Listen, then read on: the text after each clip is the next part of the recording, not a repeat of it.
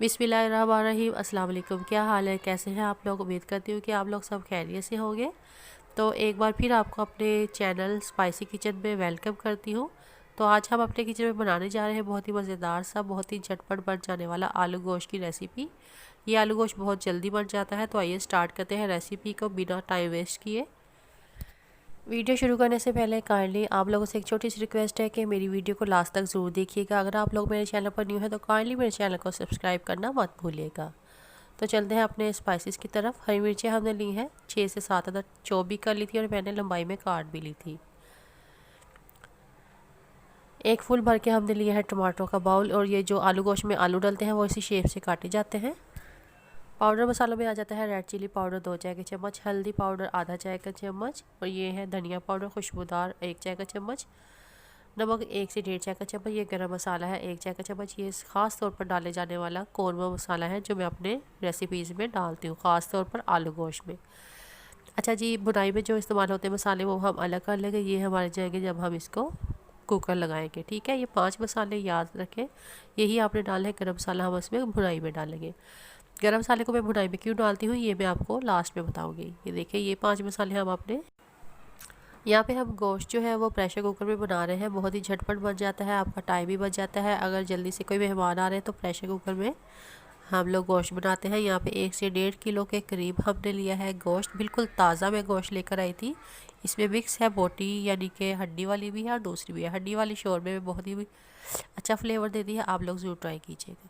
यहाँ पे 10 से 15 हमने डाले हैं लहसुन के जवे, मैंने साबुत ही डाल दिए हैं। अगर आपके पास जिंजर गार्लिक का पेस्ट है तो आप वो भी इसमें ऐड कर सकती हैं। आप साबुत भी ऐड कर दे, कोई मसला नहीं है। आप कुकर लगाएंगी तो बिल्कुल मैश हो जाएगी, इसको आपको मैश करने की ज़रूरत भी नहीं पड़ेगी। पाउडर मसाला में हम दोबारा मैं आपको इसलिए बताती हूँ बार बार, ताकि आपकी रेसिपी बिल्कुल वैसे ही बने जैसी मैं बनाती हूँ। यहाँ पे मैं ऐड कर रही हूँ 1 से 1.5 चाय का चम्मच नमक, और 2 चाय के चम्मच हम इसमें डालेंगे रेड चिली पाउडर। ये रेड चिली हमारे घर की पीसी हुई है, बिल्कुल कश्मीरी लाल मिर्च की तरह रेड कलर देती है हमारे आलू शोरमे को।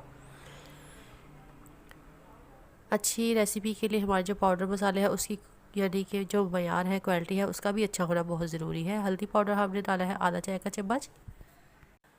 हल्दी डालने के बाद यहाँ पे मैंने आधा चाय का चम्मच डाला है धनिया पाउडर। धनिया पाउडर भी खुशबू वाला मैं घर पे ही पीसती हूँ, आप लोगों से भी रेसिपी शेयर करूँगी।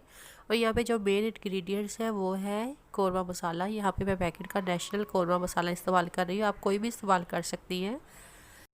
कौरमे मसाले से जो है वो हमारा आलू गोश्त का जो फ्लेवर है, टेस्ट है, खुशबू है, बहुत ही मज़े की आती है।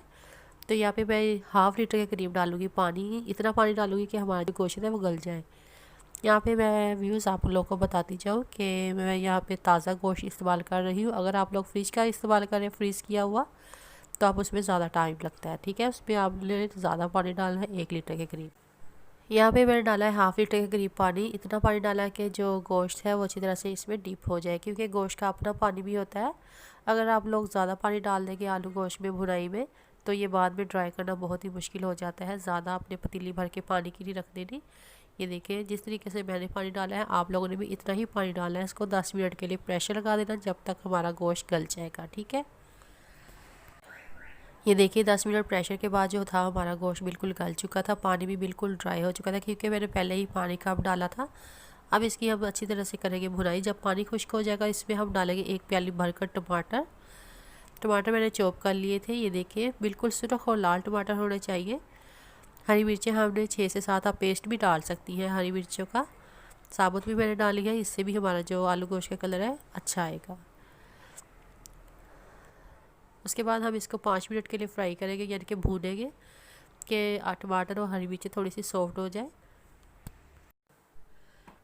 टमाटर और हरी मिर्चें थी जो सॉफ्ट हो चुकी थी 5 मिनट भुनाई के बाद, हम इसमें डालेंगे 2 कप भर के ऑयल के। ऑयल हमारे जो शोरबे वाले हैं और रेसिपीज़ होती हैं उसमें जो है वो थोड़ा सा ज़्यादा ही ऑयल इस्तेमाल होता है, क्योंकि उसमें जो ऊपर ऑयल आता है, तरी आती है, तो वो बहुत मज़े की लगती है और कलरफुल देती है हमारे आलू गोश्त को।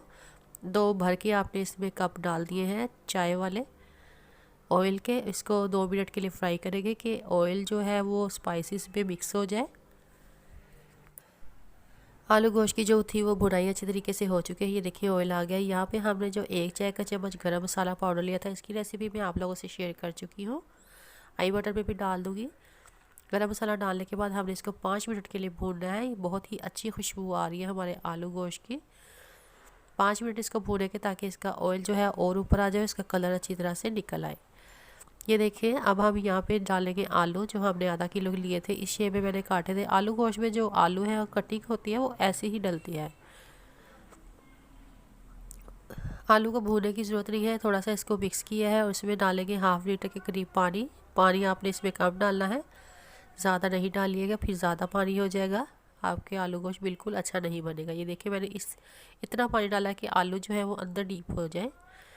अब हम इसको लगाएंगे 5 मिनट के लिए प्रेशर। गोश्त हमारा जो था वो ऑलरेडी गल चुका था, आलू भी गल चुके हैं प्रेशर के बाद। अब हम इसमें डालेंगे हरा धनिया और इसको डिश आउट करेंगे। ये देखिए, माशाल्लाह बहुत ही ब्यूटीफुल लुक दे रहा है। यकीनन आप लोगों को मेरी ये रेसिपी बहुत अच्छी लगी होगी और मुझे कमेंट सेक्शन में ज़रूर बताइएगा कि आपको मेरी ये रेसिपी कैसी लगी। आलू गोश्त आप चपाती के साथ, नान या तंदूरी रोटी के साथ भी सर्व कर सकती हैं। यकीनन आप लोगों को मेरी रेसिपी अच्छी लगी होगी। काइंडली मेरे चैनल को सब्सक्राइब कीजिए, लाइक कीजिए, शेयर कीजिए और मुझे दुआ में ज़रूर याद रखिएगा। मिलेंगे एक और नई रेसिपी में, तब तक के लिए अपना ढेर सारा ख्याल रखिएगा और मुझे दुआ में याद रखिएगा। अल्लाह हाफिज़।